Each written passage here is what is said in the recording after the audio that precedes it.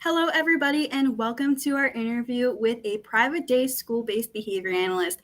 My name is Dr. Odeh, and I'm going to be facilitating this interview. So I'd like to introduce you to Natoya Jones. Natoya, can you tell us a little bit about yourself? Yes, hello everyone. Thank you for having me, Dr. O'Day. My name is Natoya Jones. I'm currently a behavior analyst licensed in Virginia. I received my master's degree in psychology from Capella University. I've been practicing as a behavior analyst since 2021, and I currently work at a private day school in Virginia. I'm also a founder of a ABA company in West Virginia. That is absolutely amazing. Today we'll be specializing in your area or focusing on your area of a school-based behavior analyst. Can you tell us a little bit about that setting where you work? Yeah, so I work at a private day school in Virginia, and we serve the autism population as well as other developmental disabilities or cognitive delays. We work 9 to 3 every day, Monday through Friday. And what's so unique about this school is that we're kind of the last stop shop for students before they go to residential treatment. So we kind of get the hardest kids from everywhere, and we really bring them in and we work with them. And the whole plan is to get them to go back to public school. Yeah, That's absolutely amazing. And I'm sure you do that utilizing the principles of applied behavior analysis. Is that correct? that is correct. That's absolutely amazing. Those students are so lucky to have such hardworking and passionate individuals such as yourself helping support them.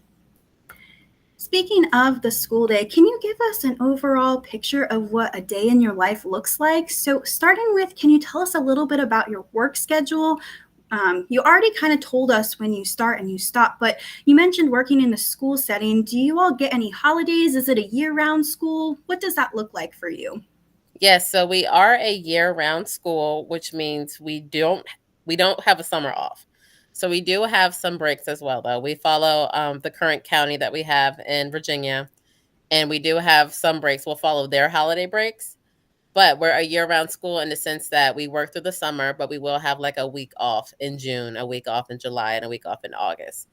But the whole point of that is to really lessen that transition for students because that transition can be really hard for them. So if we minimize the breaks that they have, the transition is much better. I love that. Thank you so much for sharing.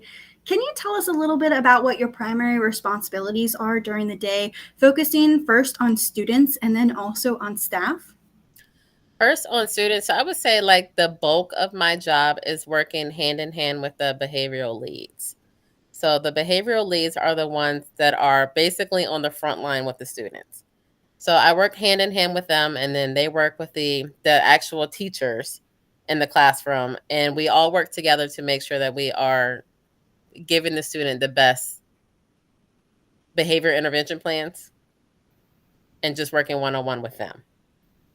I love it. So you really emphasize the importance of training your staff because if your staff are adequately trained, then they can best support the students. Absolutely. I love that. And what does that kind of look like when you're training the staff? Do you go and model the skill for the staff? Are you there, showing them how to run the skill with the student? Are you giving them video feedback, written feedback? What does that kind of look like, your training process? The training process, so we do a lot of behavior skills training. A lot of my behavioral leads are hands on, so they like that in the moment type of feedback. So we do a lot of behavior skills training. We also work on writing behavior intervention plans together. I'll provide feedback to them on their plans. If they have any questions in the moment, I'm just there to provide support and guidance to help them achieve their goal. I love that. Thank you so much. Now, speaking of the job, though, there's definitely highs and lows, I'm sure. Absolutely, yes. But what would you say is the hardest part of the job? I would say the hardest part of the job is getting everyone to be on the same page, the consistency. So for the students, they need consistency. And if they find that one person, that one loophole, it really can unravel everything. Absolutely. We definitely don't want there to be any behavioral contrast, right? Safety has to be that priority. I love that. Absolutely. Yes. And well, definitely there's hard parts of the job. I know that there's really high parts, really wonderful things that make those difficult days worthwhile. What are some of the best parts of the job? The best parts of the job is actually seeing the students reach their goals.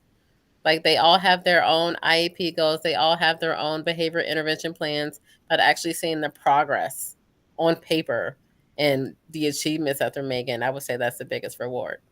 I have to agree. That is such a magical moment, being able to see kind of the fruits of your labor. I love that. Absolutely. Yes, yes.